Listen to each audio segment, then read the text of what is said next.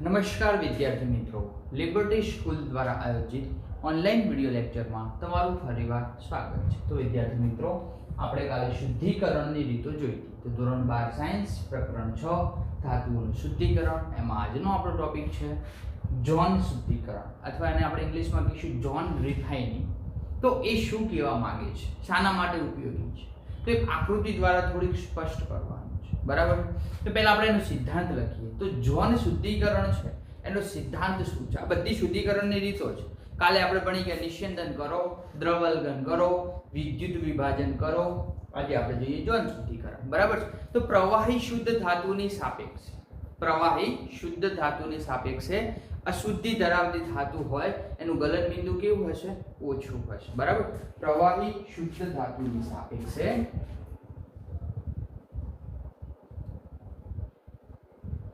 પ્રવાહી શુદ્ધ ધાતુની સાપેક્ષે, બરાબર, જે શુદ્ધ ધાતુ છે પ્રવાહી હશે એની સાપેક્ષે તમારી અશુદ્ધિ ધરાવતી ધાતુ હોય, સાપેક્ષે અશુદ્ધિ ધરાવતી ધાતુનું ગલન બિંદુ કેવું હોય છે? ઓછું હોય છે, બરાબર, ધ્યાન આપજો। પ્રવાહી શુદ્ધ ધાતુની સાપેક્ષે અશુદ્ધિ ધરાવતી ધાતુનું ગલન બિંદુ ઓછું હોય છે। ગલન બિંદુ કેવું હોય છે?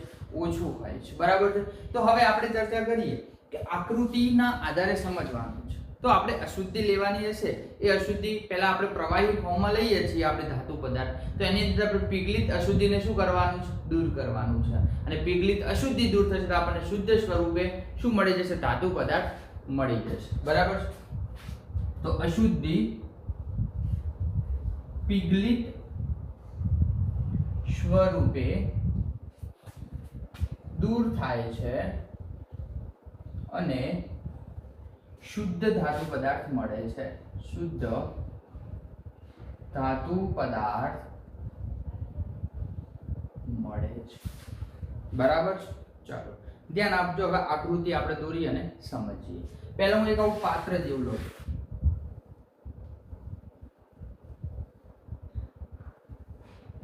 બરાબર। આની અંદર ઉમદા વાયુ જેવું વાતાવરણ આપણે ક્રિએટ કરવાનું છે। કેવું વાતાવરણ ક્રિએટ કરવાનું છે? ઉમદા વાયુ જેવું। કેવું વાતાવરણ ક્રિએટ કરવાનું છે? ઉમદા વાયુ જેવું, ધ્યાન આપજો।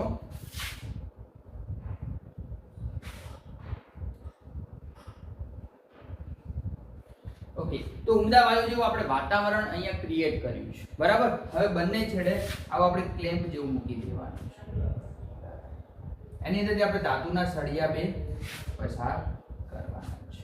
હવે ઉપર એક હીટર મૂકવાનું છે। શું મૂકવાનું છે? હીટર। પણ હીટર કેવું લેવાનું છે? એક આમથી આમ ફરેલું। તો અહીંયા આકૃતિ પહેલા હું સમજાવી નાખું શું કહેવા માંગે છે, પછી આપણે થોડીક વધારે ડિટેલ જોઈએ, બરાબર। દાખલા તરીકે આપણો અશુદ્ધ ધાતુનો સળિયો છે, અશુદ્ધ ધાતુનો સળિયો છે આ રેવા, એમાંથી આપણે શુદ્ધ ધાતુ મેળવવી છે। તો આપણે હીટર રાખવાનું, મારો હાથ છે હીટર છે, તમે ધારી લો તો હું અશુદ્ધ ધાતુનો સળિયો આમ પકડી રાખીશ તો આ આટલો ભાગ ગરમ થશે, ગરમ થશે એટલે ભાગ પીગળી જશે, બરાબર। પીગળી જશે એટલે એની અંદર અશુદ્ધિ દૂર થશે અને શુદ્ધ ધાતુ પદાર્થ આપણને મળશે। ફરીવાર આપણે થોડીક આ હીટર થોડુંક હું આગળ લાવું એટલે આટલે આવે છે, વળી આ ભાગ શું થશે? બળવાની શરૂઆત થશે, પીગળી જશે, ઘન પદાર્થ છે, ઘન પદાર્થ પીગળી જશે, વળી થોડીક આગળ લાવું છું, વળી પીગળી જશે, વળી થોડુંક આગળ લાવું, પીગળી જશે, એમ ધાતુના સળિયામાંથી, બરાબર। તો આપણે ધાતુનો સળિયો દોરી અને સમજીએ, ધ્યાન આપજો કે આ રીતે આપણે એક સળિયો મૂક્યો છે એવું તમે ધારી લો, બરાબર છે। આ આટલો ભાગ છે, એ આટલો ભાગ એ ધાતુનો સળિયો છે, બરાબર। આ ધાતુનો જે સળિયો છે એની આજુબાજુ આપણે અહીંયા જે આ ધાતુનો સળિયો છે એને અહીંયા એક સોલ્યુશન જેવું ઓગાળવાનું છે। તો આ જે છે પીગલિત ઝોન, શું છે? પીગલિત ઝોન। અહીંયા હું તમને જે રીતે કીધું હીટર મૂકી દઉં છું। શું મૂકી દઉં છું? હીટર। આ શું છે? હીટર। તો હીટર શું કરશે? આ સળિયાને ઓગાળશે। સળિયો બરાબર ઓગળી જશે તો સળિયો ઓગળવાની સાથે સાથે આપણે નીચે પણ હીટર જેવું કંઈક મૂકી દઈએ એટલે આપણે થોડુંક હજુ વધારે ક્લિયર થાય, બરાબર। પીગલિત ઝોન થોડુંક નીચે લખીએ કે આ શું છે? પીગલિત ઝોન, બરાબર। અહીંયા પણ શું મૂકી દઈએ આપણે? ઇન્ડક્શન કોઇલ, બરાબર, અથવા હીટર મૂકી દઈએ તો શું થશે કે આ હીટર આ બાજુ ફર્યા કરશે, હીટર આ બાજુ ફર્યા કરશે, એટલે હીટર મોટી હશે તો આને શું કરશે, એકદમ ઓગાળી દેશે, બરાબર. તો એ પિગલિત ઝોન છે ને, બરાબર. પછી આપણને ફરીવાર અહીંયા ધાતુનું ઠારણ કરવાનું છે. તો આપણે અહીંયા આ પિગલિત ઝોન છે, પિગલિત ઝોનમાંથી ફરીવાર આગળ જશે એટલે ધાતુ મળશે, ધાતુ પદાર્થમાંથી આપણે શું કરી દઈશું, યોગ્ય ધાતુને છૂટી પાડી દઈશું, બરાબર. તો આપણે આકૃતિ હતી ક્લિયર. તો આકૃતિ પરથી આપણે મુદ્દા લખવાના છે. આકૃતિ પરથી શું મુદ્દા, તો ધ્યાન આપજો કે આકૃતિની અંદર દર્શાવ્યા મુજબ અશુદ્ધ ધાતુના સળિયાને એક છેડે, આ અશુદ્ધ ધાતુનો સળિયો છે એના એક છેડે ગતિશીલ હીટર જોડવામાં આવે છે. અશુદ્ધ ધાતુના સળિયા સાથે અશુદ્ધ ધાતુના સળિયાના એક છેડે ગતિશીલ હીટરને જોડવામાં આવે છે, બરાબર. ગતિશીલ હીટર જોડશો એટલે શું થશે કે એ હીટર છે ધાતુના સળિયાને શું કરશે, ઘન અવસ્થામાંથી એને ઓગાળી દેશે. તો પિગલિત ઝોન સાથે જે તમારી ધાતુ છે, બરાબર છે, અથવા સળિયો છે, એ પિગલિત ઝોન સાથે આગળ વધે છે, બરાબર. તો એ સળિયો મૂકવાથી, દાખલા તરીકે આ સળિયો છે ને અહીંયા હીટર મૂકું છું તો આ ઓગળી જશે, આ ઓગળી જશે, એમ આગળ જતા તો એ પિગલિત ઝોનને હીટર સાથે જોડવામાં આવે છે. પિગલિત ઝોનને હીટર સાથે જોડવામાં આવે છે, બરાબર. પિગલિત ઝોનને હીટર સાથે જોડવામાં આવે છે. હવે શું થશે કે જેમ જેમ આ હીટર આગળ વધે છે, જેમ જેમ મારા હાથમાં સળિયો છે ને આ આંગળી છે હીટર છે, જેમ જેમ હીટર આગળ વધે છે એમ એમ અહીંયા હીટર જશે તો આ ઓગાળી દેશે, વળી હીટરને આગળ લઉં તો આ તો ભાગ ઓગળેલો પડ્યો રહેશે, વળી હીટર આગળ લઉં તો આ બધો ભાગ ઓગળેલો પડ્યો રહેશે. તો જેમ જેમ હીટર આગળ વધે છે તેમ તેમ પાછળ રહી ગયેલ પિગલિત ધાતુમાંથી શુદ્ધ ધાતુ સ્ફટિકીકરણ પામતી જાય છે, બરાબર. તો દાખલા તરીકે તમે અહીંયા હીટર છે, આ આપણી ઇન્ડક્શન કોઇલ છે, આ બાજુ જેમ જેમ લઈ જશો એમ અહીંયા ભાગ કેવો થાય છે, એકદમ ઓગળી જાય છે. આટલે લઈ જશો એટલે આ ભાગ ઓગળી જશે ને આગળ આગળ તો જેમ જેમ હીટર આગળ વધે છે તેમ તેમ પાછળ જે રહી ગયેલો ભાગ છે, એ પાછળ રહી ગયેલો ભાગ એમાંથી આપણે ધાતુનું સ્ફટિકીકરણ કરી શકશું. તો જેમ જેમ હીટર આગળ વધે છે તેમ તેમ ધાતુનું સ્ફટિકીકરણ કરાય છે. તો ધાતુનું શું કરવાનું છે, આપણે સ્ફટિકીકરણ. તથા આપણે હીટરને હલનચલન, બરાબર છે, હલનચલન વડે ઉત્પન્ન થયેલા જે નવો પિગલિત છે એ નવા પિગલિતમાંથી શું થશે, અશુદ્ધિ પસાર થઈ જશે, બરાબર, અશુદ્ધિ નીકળી જશે. તો હીટરની હલનચલન વડે ઉત્પન્ન થયેલા નવા પિગલિત ઝોનમાં અશુદ્ધિ પસાર થતી જાય છે, બરાબર. તો અહીંયા આપણે આ જેમ જેમ આની હીટરને આ બાજુ લઈ જઈશું એમ અશુદ્ધિ હશે પણ એની સાથે જતી રહી છે, તો અહીંયા આપણને શુદ્ધ ધાતુ પદાર્થ છે મળી જશે. પછી આપણે એનું ઠારણ કરવાનું છે, ઠારણ કરવાથી આપણને શુદ્ધ ધાતુ પદાર્થ મળી જશે, બરાબર. તો હીટરના હલનચલન સાથે અશુદ્ધિ પણ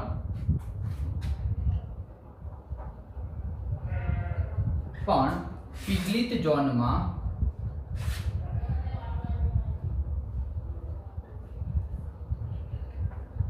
આગળ વધે છે. શું થાય છે, આગળ વધે છે. હવે આપણે શું કરવાનું છે, આ પદ્ધતિ કેટલી વખત પુનરાવર્તન કરશું, બરાબર. ફરીથી અહીંયા હીટર મૂકશું, ફરીવાર આને કરશું, પણ કદાચ કોઈ ઘન સ્વરૂપમાં પાછો રહેલો છે, પાછું હીટરને આપણે આ રીતે નથી લાવવાનું, પાછું હીટરને અહીંયા છોડી મૂકવાનું, આ રીતે લાવવાનું, અહીંયા ફરીવાર અહીંયા મૂકવાનું, વળી ઉપાડીને આ બાજુ મૂકવાનું. જે દિશામાં તમે આગળ જાઓ છો એ જ દિશામાં ધકેલવામાં આવે છે, દિશા બદલવાની નથી, બરાબર. તો આ પદ્ધતિ કેટલી વખત પુનરાવર્તિત કરવામાં આવે છે, આ પદ્ધતિ પુનરાવર્તિત કરવામાં આવે છે અને તે જ દિશામાં ફરીવાર હીટરને ફેરવવામાં આવે છે, બરાબર. ચલો આ હીટર છે, તમે આ દિશામાં ધકેલો છો એને, બરાબર. ફરીવાર પાછું ઉપાડીને અહીંયા મૂકવાનું, ફરી આ દિશામાં. આપણે વિરુદ્ધ દિશા કરવાની નથી. વિરુદ્ધ દિશા કરશું તો તમારો ઓલરેડી પીગલિક ઝોન છે એ ફરીથી પાછું શું થશે, એકદમ વધારે એકદમ વિસ્કસ પ્રવાહીમાં કન્વર્ટ થશે. આપણે એવું કરવાનું નથી. બરાબર. ઓકે, તો હવે ચર્ચા કરીએ કે એક છેડે અશુદ્ધિ રહેલી હશે અને એક છેડે આપણે શું આવી જશે, ધાતુ પદાર્થ આવી જશે. એ અશુદ્ધિનો જે છેડો છે, છેડાને શું કરશું, કાપી દઈશું. દાખલા તરીકે મોબાઈલ હીટર આ બાજુ ફર કરે છે, તો અહીંયા જે ભાગ છે ત્યાં પીગલિક ઝોન હશે. પીગલિક ઝોનની અંદર અશુદ્ધિ રહેલી હશે. બરાબર. તો ત્યારબાદ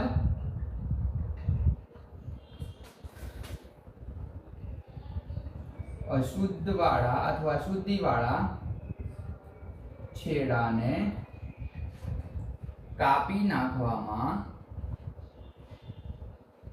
આવે. ટૂંકમાં ફરીવાર સમજી લો આકૃતિ શું કહેવા માંગે છે. એક આ સળીઓ છે, આની અંદર અશુદ્ધિ રહેલી છે. મારો જે હાથ છે હીટર છે, અથવા ચલો આ હીટર છે, પેન છે, તો આ હીટર છે, હીટરને અહીંયા મૂકું છું એટલે આટલો ભાગ ઓગળી જશે. ફરીવાર હીટરનું આગળ કરું એટલે આ બ્લેક કલરનો ભાગ છે ઓગળી જશે. વળી હીટરને આગળ કરું એટલે ઓગળી જશે. તો આ બધો ઓગળેલો ભાગ પડ્યો રહેશે. ફરીવાર હું હીટરને ઉપાડીને અહીંયા મૂકીશ એટલે ફરીવાર ઓગળી જશે. એટલે શું થશે, હું આ હીટર જેમ જેમ આગળ વધારતો દઈશ એમ અહીંયા અશુદ્ધિ હશે આ છેડે ભેગી થતી જશે. પછી હું આને કાપી દઈશ એટલે અશુદ્ધિવાળો ભાગ નીકળી જશે અને આટલો ભાગ મળશે, આપણને શુદ્ધ ધાતુનો સળિયો મળશે. કહેવાનો મતલબ ટૂંકમાં આવો છે. બરાબર. તો દાખલા તરીકે અન્ય ધાતુઓ છે, આપણે એને શુદ્ધ સ્વરૂપમાં મેળવવી છે. તો આ જન શુદ્ધિકરણથી શાનું શુદ્ધિકરણ કરવામાં આવે છે, જન પદ્ધતિથી. તો આપણે ચર્ચા કરી. દાખલા તરીકે જર્મેનિયમ લઈએ. શું લઈએ? જર્મેનિયમ. પછી સિલિકોન. બરાબર. તો આ તો એકબીજા સાથે સામ્યતા ધરાવે, પી વિભાગના બંને તત્વ છે. બરાબર. પછી દાખલા તરીકે ગેલિયમ હોય અથવા ઇન્ડિયમ હોય અથવા બોરોન હોય. આ બધા તત્વોનું જો આપણે શુદ્ધિકરણ કરવું હોય તો આપણે ઝોન રિફાઇનિંગ વાપરી શકીએ છીએ. ક્લિયર છે? તો બહુ મસ્ત ક્વેશ્ચન છે, અગત્યનો ક્વેશ્ચન છે. આકૃતિ પરથી ખાલી સમજવાનું છે. ક્લિયર? આ હીટર આની સાથે કનેક્ટેડ હશે. હીટર આપણે આમાં ફેરવતા રહેવાનું અને પદાર્થ ઓગળતો જશે અને આપણને અશુદ્ધિ છૂટી પડશે અને અશુદ્ધિ વાળા ભાગને પછી આપણે કાપી દેવાનો. ક્લિયર? ચલો આટલું ફટાફટ લખી દો, પછી આપણે બીજી રીત તરફ જઈએ.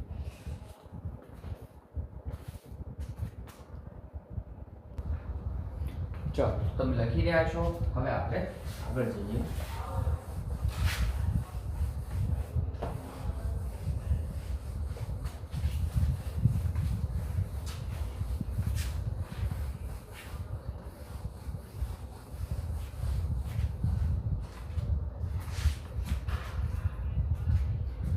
ચલો રેડી. હવે આગળ આપણે બીજી એક શુદ્ધિકરણ રીત છે, બાષ્પ કલા શુદ્ધિકરણ.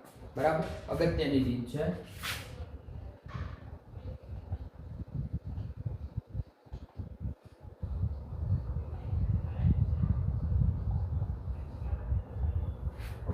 આના તો નામ આવડે તેનો સિદ્ધાંત આવડે. બાષ્પ કલા શુદ્ધિકરણ અથવા બાષ્પ અવસ્થામાં ધાતુઓનું શુદ્ધિકરણ સમજાવો. બરાબર છે. તો આ પદ્ધતિની અંદર પહેલા જે ધાતુ પદાર્થ હશે એ ધાતુને એની બાષ્પમાં ફેરવવાની છે. બરાબર. દાખલા તરીકે તમારે સોડિયમનું શુદ્ધિકરણ કરવું છે તો એને આપણે એની બાષ્પમાં ફેરવવાનું છે.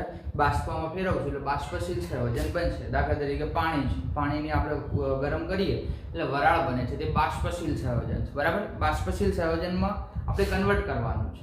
બાષ્પશીલ સંયોજન બની ગયા પછી બધા બાષ્પશીલ સંયોજન એક પાત્રમાં એકઠું કરવાનું છે. પછી એનું વિઘટન કરી નાખવાનું. વિઘટન કરવાથી આપણને શુદ્ધ ધાતુ પદાર્થ મળી જશે. એકદમ સહેલી રીત છે. આ તો ખાલી નામ આવડે તો બીજું બધું આવડે. બરાબર. તો શું સૌ પ્રથમ કોઈ ધાતુને તેના બાષ્પશીલ સંયોજનમાં પરિવર્તિત કરી એકઠી કરવામાં આવે છે. અથવા ડાયરેક્ટ લખી નાખો, સૌ પ્રથમ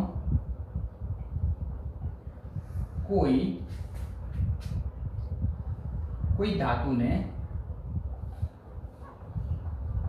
તેના બાષ્પશીલ સ્વરૂપમાં ફેરવવામાં આવે છે. ચલો બાષ્પશીલ સ્વરૂપમાં ફરી જાય પછી બાષ્પશીલ સ્વરૂપવાળી ધાતુઓને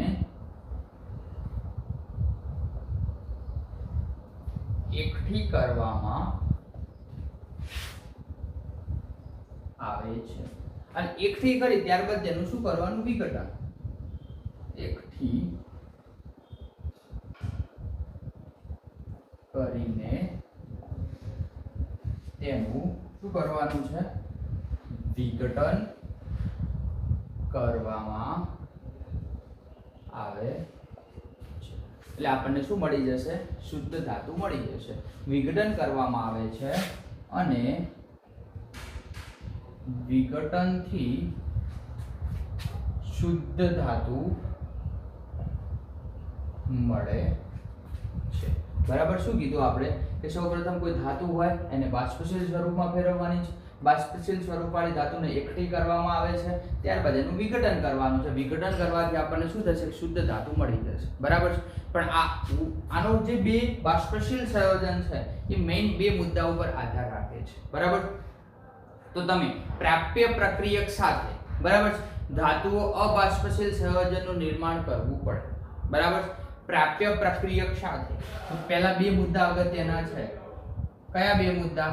કે પ્રાપ્ય પ્રક્રિયક સાથે તમે જે પ્રક્રિયક વાપરો છો એના માટે તમારું જે સંયોજન છે બાષ્પશીલ સંયોજનનું નિર્માણ કરવું પડે છે. બરાબર. પ્રાપ્ય પ્રક્રિયક સાથે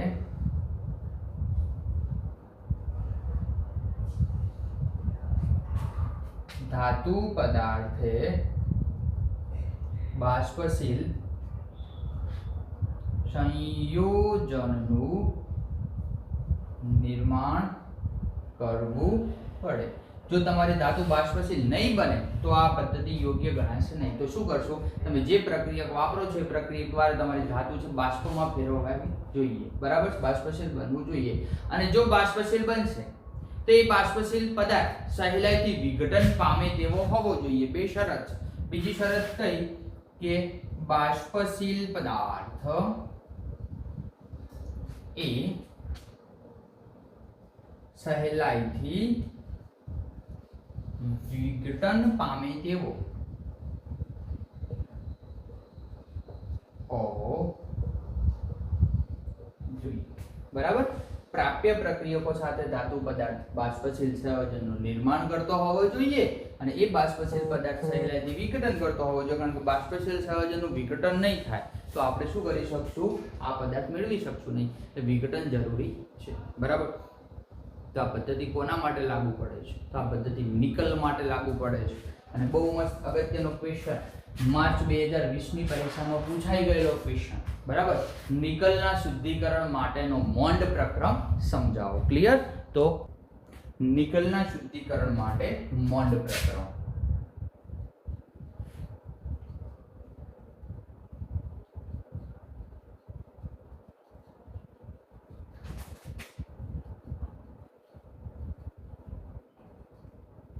માર્ચ 2020 ની જે પરીક્ષા હતી એના 2 માર્ક્સનો ક્વેશ્ચન પૂછાઈ ગયો હતો કે નિકલના શુદ્ધિકરણ માટેનો મોન્ડ પ્રક્રમ સમજાવો. બરાબર છે. તો આપણે શું કરવાનું કીધું? પહેલા બાષ્પશીલ સંયોજન બનાવવાનું. તો પહેલા નિકલ લેવાનું. શું લેવાનું? નિકલ. કાર્બન મોનોક્સાઇડ સાથે ગરમ કરવાનું. શાની સાથે? કાર્બન મોનોક્સાઇડ સાથે. બરાબર છે. પણ કાર્બન મોનોક્સાઇડ સાથે ગરમ કરો છો ત્યારે એક વસ્તુ યાદ રાખવાની કે તાપમાન યોગ્ય રાખવાનું છે. તો આ પ્રક્રિયા આપણે 330 થી 350 કેલ્વિન તાપમાને પ્રક્રિયા કરવાની છે. એટલે આપણને એક બાષ્પશીલ સંયોજન મળશે. કયું મળશે?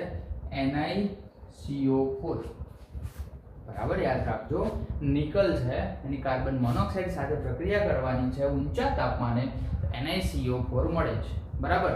તો ફરીવાર બીજું સ્ટેપ કે NiCO4. તો હવે આપણે શું કીધું કે બાષ્પશીલ સંયોજન બનાવ્યું છે. તો નિકલ ટેટ્રાકાર્બોનિલ બાષ્પશીલ સંયોજન છે અને એ બાષ્પશીલ સંયોજનનું તમે વિઘટન કરો. તો ફરીવાર આપણે બીજું સ્ટેપ NiCO4 એનું વિઘટન કરો છો તો તમને શું મળશે? Ni+4CO. Ni+4CO. બરાબર. પણ આ તો તાપમાન ઘણું ઊંચું જોશે. 450 થી 470. બસ આટલું લખો એટલે બોર્ડની પરીક્ષામાં 1 માર્ક્સ તમને મળી ગયો બેઠો. બરાબર છે. તો આ પરીક્ષામાં વારંવાર પૂછાય છે.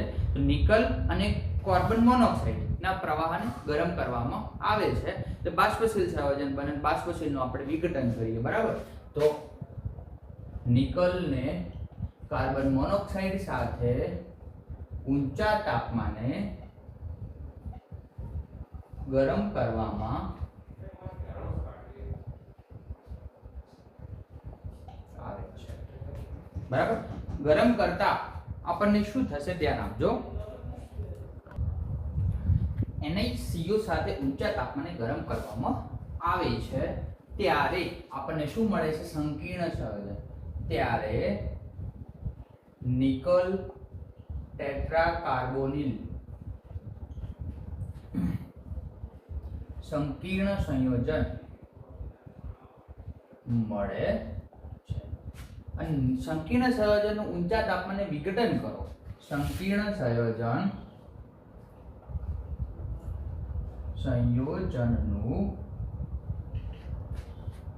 ઊંચા તાપમાને વિઘટન કરતા આપણને પાછું મળે. શું પાછું મળે છે? નિકલ શુદ્ધ અવસ્થામાં પ્રાપ્ત થાય છે. બરાબર? આટલું લખો એટલે પૂરેપૂરો 1 માર્ક્સ તમને મળે. બરાબર? બીજી આવી પદ્ધતિ છે મોન્ટ પ્રક્રમ છે. એવું ને એવું છે વાન આર્કેલ પદ્ધતિ. કઈ? વાન આર્કેલ પદ્ધતિ. બરાબર છે? એ કોના માટે અગત્યની છે? એ ઝિર્કોનિયમ અને ટિટેનિયમ. બરાબર? યાદ રાખજો, એમસીક્યુ માટે મોસ્ટ ઇમ્પોર્ટન્ટ. ઝિર્કોનિયમ અને ટિટેનિયમ નું શુદ્ધિકરણ કરવું હોય તો આપણે વાન આર્કેલ પદ્ધતિ વાપરી શકીએ છીએ. બરાબર? તો દાખલા તરીકે લઈએ ZR કોની સંજ્ઞા છે? ઝિર્કોનિયમની. બરાબર? એની પ્રક્રિયા કોની સાથે કરવાની છે? આયોડિન સાથે. તો આયોડિનના કેટલા મોલ લીધા આપણે? I2. એટલે કેટલા મોલ લીધા?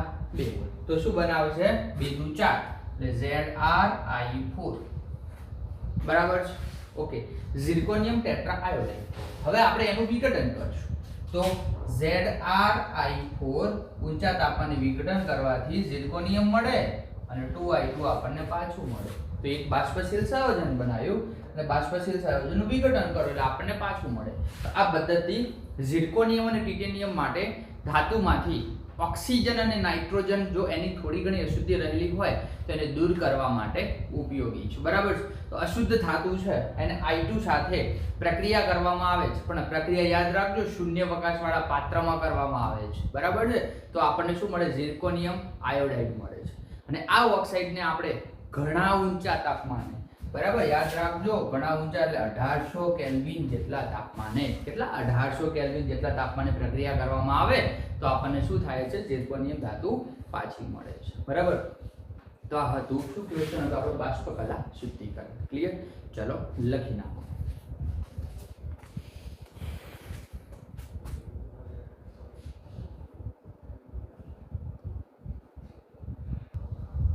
ચાલો તો લખી રહ્યા છો. હવે આપણે આગળ જઈએ.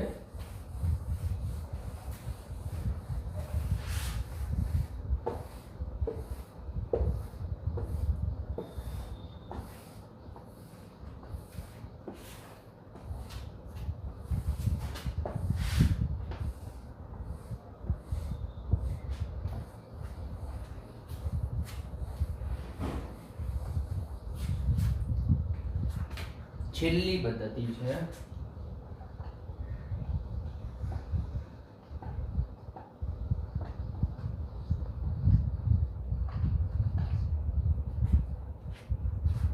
ઓકે. આ તો આપણે ધોરણ 11 માં ભણીને આયા, ક્રોમેટોગ્રાફી પદ્ધતિ. તો ક્રોમેટોગ્રાફી પદ્ધતિ વડે ધાતુનું શુદ્ધિકરણ કઈ રીતે થાય? તો ક્રોમેટોગ્રાફી પદ્ધતિમાં આપણે પહેલા મિશ્રણ બનાવવાનું. બરાબર? એ દાખલા તરીકે કોઈ એવો પદાર્થ, એવી ધાતુ લઈ લો કે જેની સાથે આપણે કોઈ અન્ય પદાર્થ એડ કરીએ. તો આ પદ્ધતિમાં મિશ્રણમાંના જુદા જુદા ઘટકો અધિશોષણ પર અલગ અલગ રીતે અધિશોષણ પામેલા હોય છે. અધિશોષણ શું, અધિશોષિત શું, અધિશોષક શું, આ બધું આપણે 5મું ચેપ્ટર છે પૃષ્ઠ રસાયણ વિજ્ઞાન, એની અંદર ભણવાનું છે. બરાબર? તો આ જે પદ્ધતિ છે એમાં ધાતુ આયનનું શું કરવામાં આવે છે? મિશ્રણ લેવામાં આવે છે. આ પદ્ધતિમાં અત્યારે ખાલી આપણે થોડું સમજી લો, પાછળ આપણે ડિટેલમાં જોઈશું. બરાબર? આ પદ્ધતિમાં ધાતુ આયનનું મિશ્રણ લેવામાં આવે છે. ક્લિયર? તો આ પદ્ધતિમાં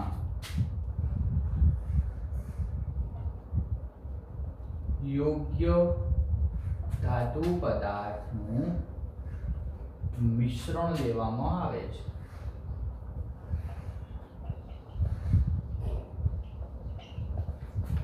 બરાબર છે? તો હું તમને ડાયરેક્ટ સમજાવી નાખું લખ્યા કરતા આકૃતિ દોરીને. ઓકે, દાખલા તરીકે આપણે અહીંયા કોઈ એવી ધાતુ પદાર્થ લીધો છે, એનું આપણે મિશ્રણ બનાવવાનું છે, બરાબર? એ મિશ્રણને આ પાત્રમાં લેવાનું છે, બરાબર? ઓકે, આ એક વોચ ગ્લાસ લીધો છે. શું લીધું છે? Watch glass. આની અંદર આપણે ધાતુ પદાર્થ લીધો છે, અન્ય કોઈ અશુદ્ધિ લીધી છે. પછી આપણે એક આવી પ્લેટ લઈએ. શું લઈએ? પ્લેટ, જેને કહીશું TLC. આ ક્રોમેટોગ્રાફી, કઈ ક્રોમેટોગ્રાફી આપણે ભણીએ?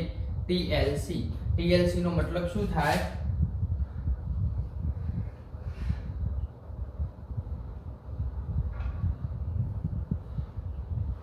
Thin layer chromatography. Thin layer chromatography. Okay, તો હવે શું કરશું? અહીંયા આપણે આ પાત્રની અંદર આયોડિન ભરવાનું છે. શું ભરવાનું છે? I2 આયોડિન, બરાબર? તો આ જે મિશ્રણ બનાવ્યું છે, પહેલા તો આ જે પ્લેટ છે, આ TLC જે પ્લેટ છે, એની ઉપર આપણે માપ કરીને 1 સેન્ટીમીટર આડું લીટું દોરવાનું છે. તો આપણે 1 સેન્ટીમીટર આડું લીટું દોરી દીધું. હવે આની અંદરથી આપણે એક ટીમ્પુ અહીંયા મિડલમાં મૂકવાનું છે, મધ્યમાં મૂકવાનું છે. પછી આખી પ્લેટને ઉપાડીને આ દ્રાવણની અંદર મૂકી દેવાની છે. તો શું થશે? અમુક સમયગાળા પછી આ છે ઉપરની તરફ તમને જોવા મળશે, બરાબર? જેટલા કલર હશે, કલર આખી પ્લેટની અંદર તમને જોવા મળશે અને એના આધારે આપણે RF મૂલ્ય ફાઇન્ડ આઉટ કરવાનું, એટલે ક્રોમેટોગ્રાફીની મદદથી આપણે શુદ્ધિકરણ કરી શકીશું, બરાબર? તો આ પદ્ધતિમાં ધાતુ આયનનું મિશ્રણ લેવામાં આવે છે, બરાબર? આ મિશ્રણને યોગ્ય દ્રાવકની મદદથી દ્રાવણ બનાવવામાં આવે છે અને ત્યારબાદ એનું અધિશોષિત કરવામાં આવે છે. શુદ્ધ દ્રાવક હોય કે દ્રાવણ હોય, એ વાયુને સ્થિર કલા પરથી પસાર કરવામાં આવે છે. તો બે પ્રકારના ફેઝ વાપરવાના આવે છે, મોબાઈલ ફેઝ, એક સ્ટેશનરી ફેઝ, બરાબર? ઓકે, તો આની અંદરથી આપણે શુદ્ધિકરણ કરી શકીએ છીએ. આવી ક્રોમેટોગ્રાફી બીજી કઈ? તો કે પેપર ક્રોમેટોગ્રાફી, વાયુ ક્રોમેટોગ્રાફી, સ્તંભ ક્રોમેટોગ્રાફી વગેરે. તો આપણે આગળ ભણીને આયા. પેપર ક્રોમેટોગ્રાફી, વાયુ ક્રોમેટોગ્રાફી અને છેલ્લી સ્તંભ ક્રોમેટોગ્રાફી. પછી એમાં આવે HPLC, high performance liquid chromatography, high pressure liquid chromatography, બરાબર છે? તો આ બધી ચર્ચા આપણે ધોરણ 11 માં કરીને આવ્યા છે અને અહીંયા આપણે કરી છે. તો આ રીતે આપણે શુદ્ધિકરણ કરી શકીએ. ક્લિયર? તો અહીંયા આપણું છઠ્ઠું ચેપ્ટર છે ધાતુ કર્મ વિધિ. એ સંપૂર્ણ રીતે પૂરું થાય છે, બરાબર? સ્વાધ્યાયના 2-3 ક્વેશ્ચન ઇમ્પોર્ટન્ટ છે, બાકી બધું તમારે સિમ્પલ એકદમ નાના ક્વેશ્ચન આપેલા છે, બરાબર? દાખલા તરીકે ક્વેશ્ચન સ્વાધ્યાયમાં એવું પૂછેલો કે નિકલના શુદ્ધિકરણ માટેનો મોન પ્રક્રમ સમજાવો, તો આપણને આવડે, બરાબર? સ્વાધ્યાય હું લેતો નથી. અહીંયા આપણે ચેપ્ટર પૂરું કરીએ છીએ. હવે કોઈ નવા ચેપ્ટર સાથે આપણે મળીશું. Clear? Thank you very much.